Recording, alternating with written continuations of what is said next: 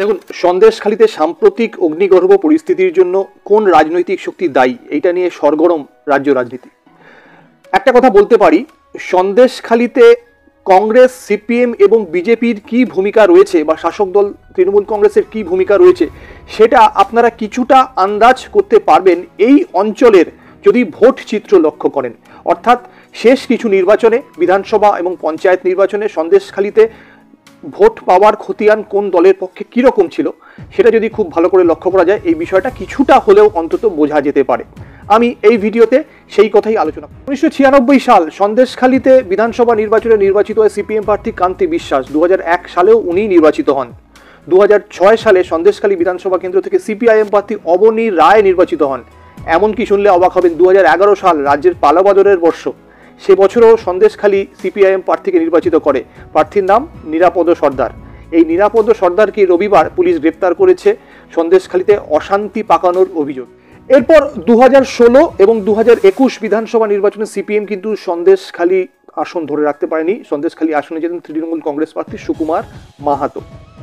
গুরুত্বপূর্ণ বিষয়ে 2021 সালের বিধানসভা নির্বাচনে সন্দেশখালীতে লড়াই ছেড়ে দেয় সিপিএম। এই জায়গায় সিপিএম এর সিনিয়র নেতা নিরাপদ সর্দারকে দাঁড় করায়নি তারা, তার বদলে এই জায়গায় আসে আইএসএফ এর ক্যান্ডিডেট। আপনারা জানবেন এই ঘটনার পিছনে ছিল সিপিএম এর ওই এলাকায় সাংগঠনিক দুর্বলতা।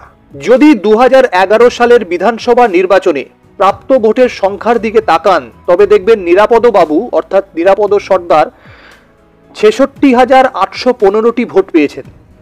তার নিকটবর্তী প্রার্থী ছিলেন তৃণমূল কংগ্রেসের পদ্মা মাহাতো, যিনি 62,583টি ভোট পেয়েছেন।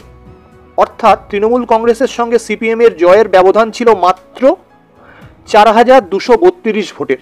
শতাংশের হিসাবে ব্যবধান মাত্র 2.74%।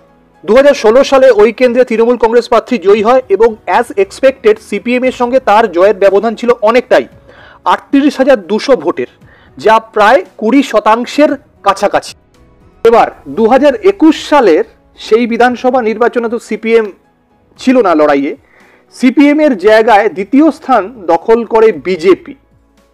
বিজেপির প্রার্থী ডক্টর ভাস্কর সর্দারের সঙ্গে জয়ী তৃণমূল কংগ্রেস প্রার্থী সুকুমার মাহাতোর জয়ের ব্যবধান ছিল 39,685 ভোট, যা শতাংশের হিসেবে প্রায় 19.28%। অর্থাৎ এটা পরিষ্কার হয়ে গেল, বাংলাদেশ লাগোয়া এই বিধানসভা কেন্দ্রে তৃণমূল কংগ্রেসের আধিপত্য সম্পর্কে কোনো সন্দেহ নেই।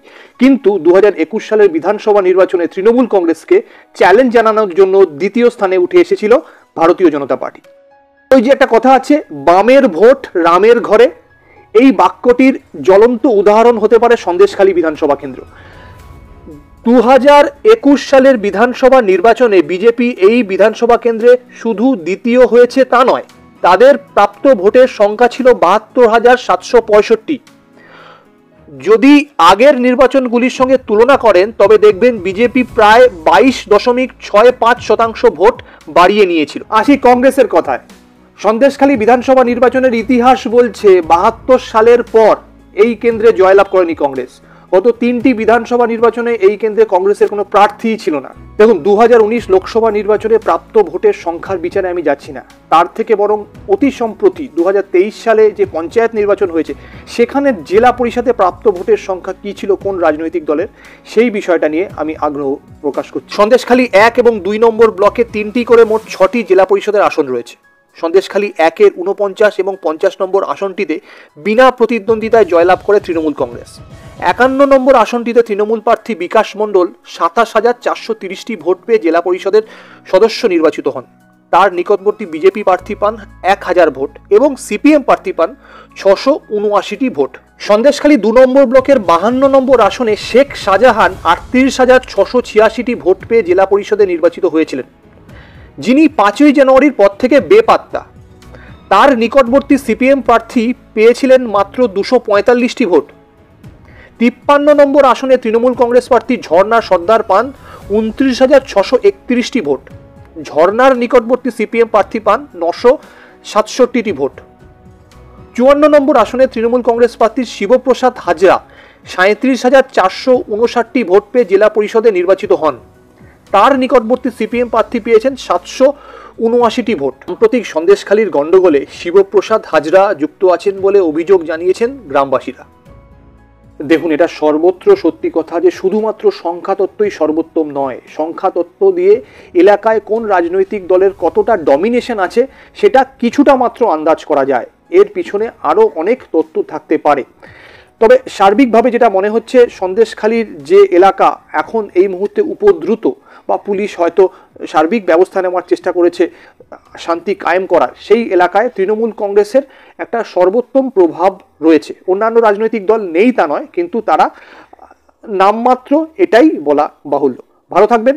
একটা কথা যেতে যেতে বলবো, যদি ইন্ডিপেন্ডেন্ট জার্নালিজমকে সাপোর্ট করতে চান, যদি স্বাধীন সাংবাদিকতাকে আপনারা প্রশ্রয় দেন, তাহলে এই চ্যানেলটা অবশ্যই সাবস্ক্রাইব করবেন। আমার পরিচয় আপনারা এই ভিডিও ডেসক্রিপশন বক্সে পেয়ে যাবেন। আর চ্যানেলটা সাবস্ক্রাইব করে লাইক এবং শেয়ার করতে অবশ্যই ভুলবেন না, কমেন্ট অবশ্যই করবেন।